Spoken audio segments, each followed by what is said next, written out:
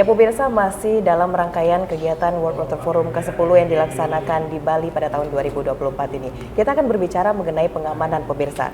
Selain kepolisian, Tentara Nasional Indonesia juga berpartisipasi dalam melakukan pengamanan bagi para delegasi, tamu VVIP dan juga VIP dalam World Water Forum yang ke-10 kali ini.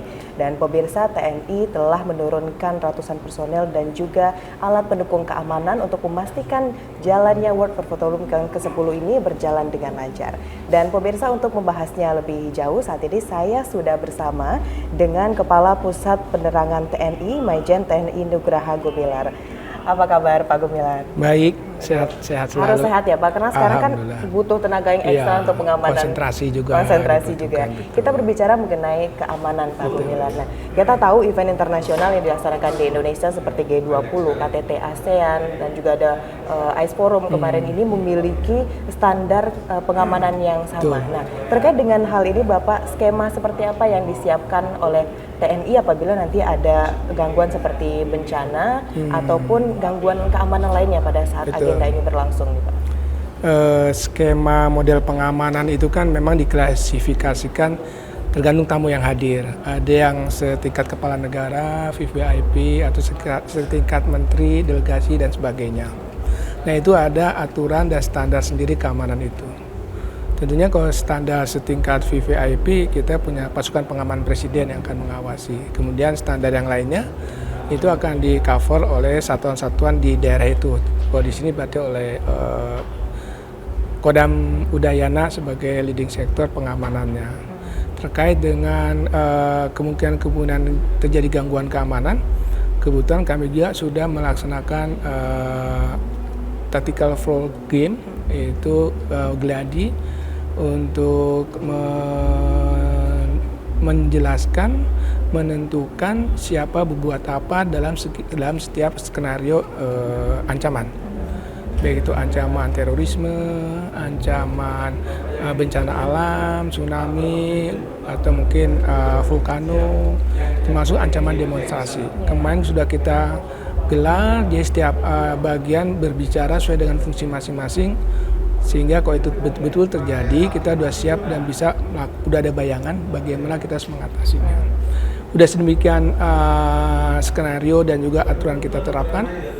Pengamanan ini pun tidak hanya sebatas di lingkup Nusa Dua, kita juga melebar sampai ke Selat Bali, Selat Lombok.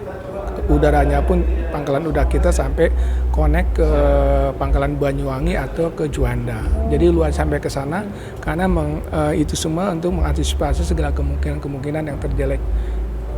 Kita lakukan sedemikian rigidnya pengamanan kita siapkan. Berarti ini pengamanan sudah sangat luas sekali dilakukan oleh TNI, supaya bukan hanya bencana alam tapi juga dari manusia sendiri sudah kita atur gimana strateginya gitu. Baik, Pak Gumilar, ini kan banyak ya delegasi dari berbagai negara yang datang pada World Water Forum ke-10 ini, dan mereka juga memiliki pengamanan tersendiri dari negaranya masing-masing. Nah, bagaimana koordinasi yang dilakukan oleh TNI dengan tim pengamanan dari negaranya ini, Pak? Karena kita tuan rumah, tentunya tanggung jawab di tangan kami sebagai tuan rumah menyiapkan pengamanan untuk seluruh delegasi. Namun demikian kita memberikan ruang kepada setiap tim pengamanan VVIP yang dibawa oleh negara masing-masing untuk melakukan prosedur yang dilakukan. Namun tetap masih dalam koridor yang kita siapkan. Jadi koordinasi antara tim VVIP dari negara mereka dan kita selaraskan. Biasanya kan mereka akan datang ke sini mendahului untuk koordinasi bagaimana dari mulai bandara sampai di hotel seperti apa, kita akan sampaikan.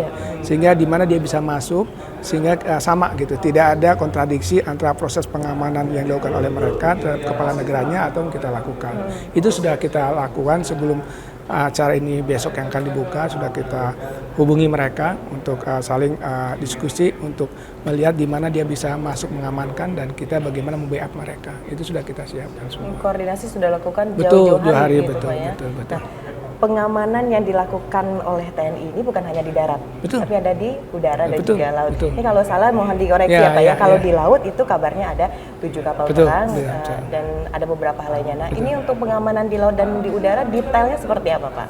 Jadi gini, kita diskenariokan misalkan terjadi ancaman terorisme, itu tentunya kita harus menyiapkan dari lokasi Nusa Dua bagaimana evakuasi sampai ke bandara, yang udara ya. Di bandara bisa diterbangkan ke Juanda atau ke Banyuwangi sesuai dengan seluruh delegasi yang kita siapkan.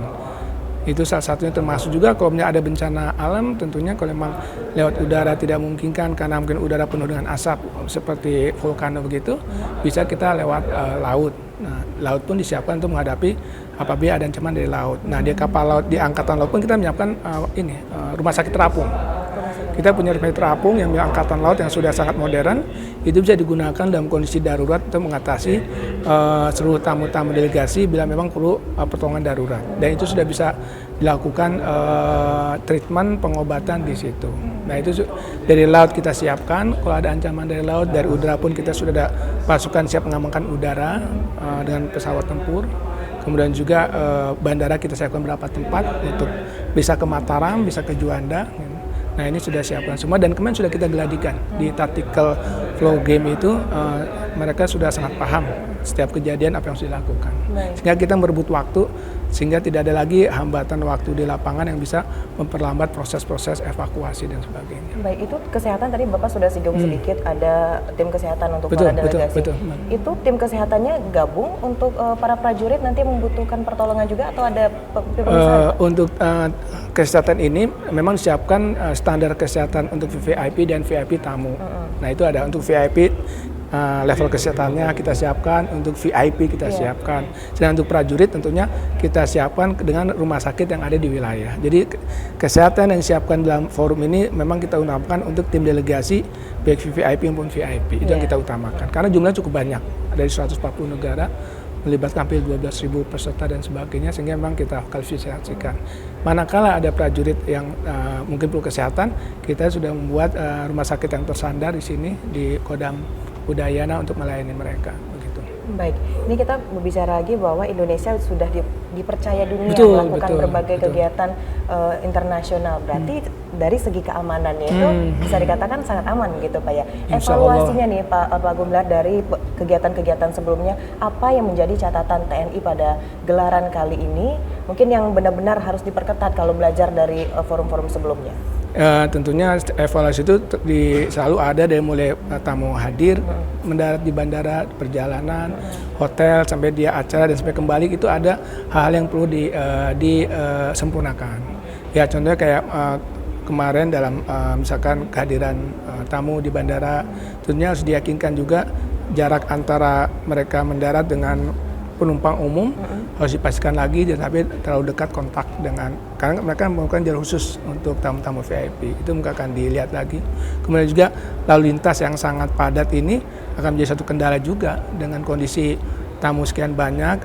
Jalur lintas yang padat ini satu evaluasinya adalah sudah diberikan warning kepada masyarakat jam-jam di mana tamu akan lewat, sehingga masyarakat tidak masuk ke jalur itu supaya tidak ada crowded di daerah itu. Itu salah satu hambatan kemacetan yang selama ini selalu terjadi, yang kita coba urai dengan yang tahun ini. Berarti kita ada melakukan sosialisasi ke masyarakat? Betul, ada sosialisasi oleh teman-teman di Polri untuk memberikan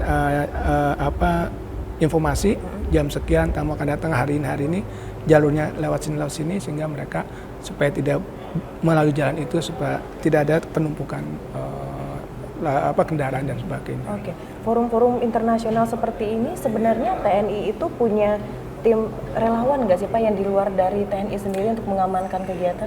Kita mengundang, kalau di sini pecalang ya. Pecalang? Ya, kita ngundang dan mereka sangat antusias untuk membantu kami, karena memang mereka menyadari, masyarakat Bali ini menyadari setiap ada forum ini tentunya efek dominonya sangat baik untuk kemajuan ekonomi di daerah, sehingga memang mereka sangat mensupport.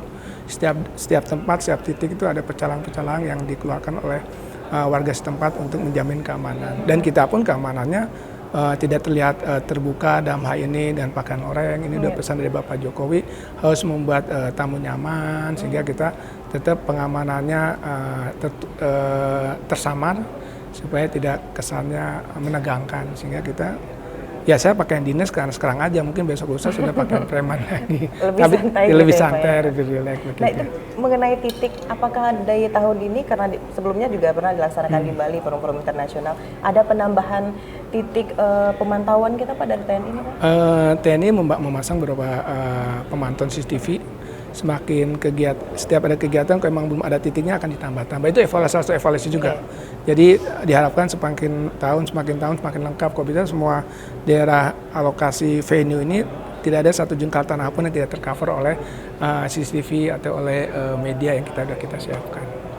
Oke, ini kalau masyarakat yang menonton saat ini nih Pak Gubernur, apa yang ingin Bapak sampaikan kepada masyarakat terkait dengan ikut berpartisipasi mengamankan gelaran World Water Forum yang ke-10 ini?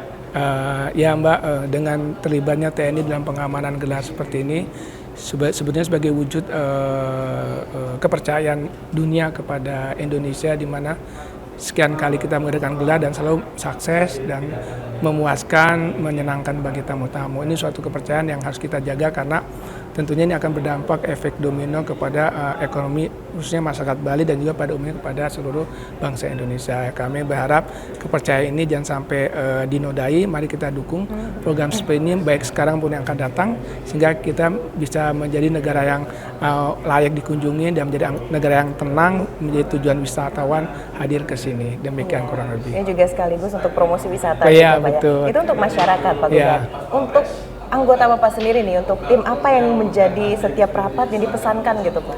Tentunya pesan kami kepada teman-teman, rekan-rekan dari keamanan, tugas adalah suatu kehormatan.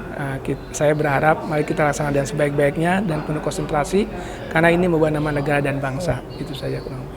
Oke, tentu kita berharap ini bisa berjalan dengan lancar ya Pak ya, dengan sinergitas yang dilakukan oleh Tentara Nasional Indonesia. Betul. Terima kasih banyak Bapak. Sama-sama Mbak. Semangat selalu jaga kesehatan untuk bisa menyukseskan mudah-mudahan. Amin, forum kali amin. ini. Ya, Baik. Dan makasih. pemirsa, itulah dialog kita pada kali ini membahas seperti apa upaya atau partisipasi yang dilakukan oleh Tentara Nasional Indonesia untuk mengamankan World Water Forum tahun 2024. Ikuti lagi berbagai perkembangan dari pelaksanaan World Water Forum yang dilaksanakan di Bali, Indonesia.